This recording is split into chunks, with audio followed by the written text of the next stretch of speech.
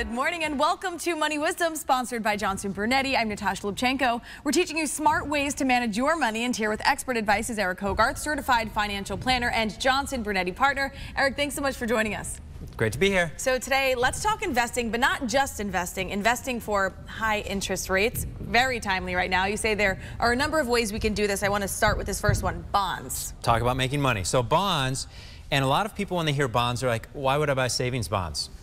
Don't. You wouldn't. Now, little caveat, if you're looking at I bonds, not a bad thing, but you have to tie the money up for a bit. But the concept of a bond is I'm going to buy something, I'm going to get a guaranteed interest rate, but you're going to have to hold it for a guaranteed term.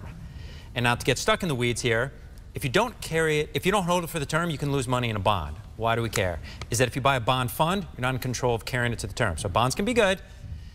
You've got to grow your money, but bond funds can be tricky, otherwise known as you could lose money in them. Okay, and now this next one here, fixed income products are also an option.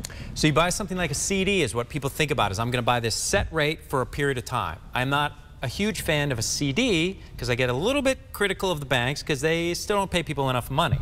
But the idea of can I buy a fixed rate and just lock that in?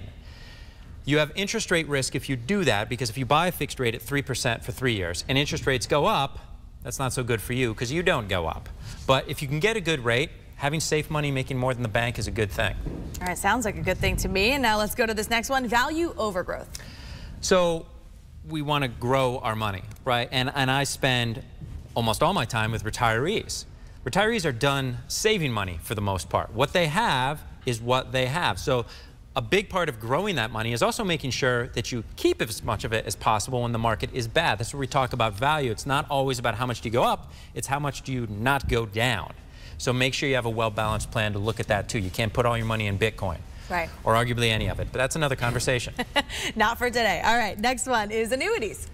Annuities, that's a packed backpack of stuff. There's all kinds of annuities that are out there. My mom's a retired school teacher, has a pension, that's an annuity. Right? My dad's retired from the city of Meriden, has a pension, that's an annuity. There's also annuities that can grow a lot, that can lose money, that pay fees. There's good ones and there's bad ones. So get yourself educated on more of, if someone's recommending this to you, why is this a good fit for me?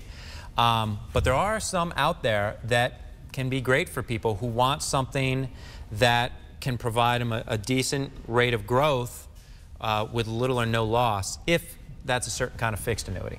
And we've talked about this next one a whole lot on the show. Having a well-diversified portfolio is very important. You need balance, right? If you had 1 gallon of water to live on for the next week of your life, you would not carry it in 1 bucket. It would be safer to carry it in 10 buckets. Now, you also don't want to carry that gallon of water in 1,000 buckets, because now that's ridiculous. Right. So you want to be sure that you have a plan that makes sense and your different buckets are adding value to this whole, but you don't put it all in one place, because then Enron happens or Lehman Brothers happens. You want balance, which is, we were just talking about, that's why I use a fund. What's the best company in the S&P 500? I don't know.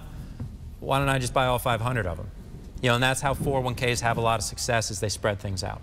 And you were just talking about balance, which I believe leads us to your offer today. It's a book called Finding Your Balance. Tell us about this. Yes, and I say this all the time, it doesn't matter what anyone else is doing. That can bring you down the rabbit hole too. It's like, well, this person says, I just mentioned, I should put all my money in Bitcoin. And it's like, I don't care what that person says, right? People get themselves in a lot of trouble, any walk of life, if you start taking advice from people who don't understand you, that don't know you. No one's going to know you better than you. So have a conversation about what makes sense for you, because it's got to work for you. When you go to sleep at night, you're the one that's going to lose sleep over this if you end up in a bad place. And we all want to grow our money. We all want more money. We don't all need more money. Sometimes it's more important to have the safety, so make sure you find the right balance in what you're doing. Such an individual process, but this is a great way to start that journey, figuring it all out. Eric Hogarth from Johnson Brunetti, thank you. That website one more time, moneywisdomtv.com. I'm Natasha Lubchenko. We'll see you right back here next week.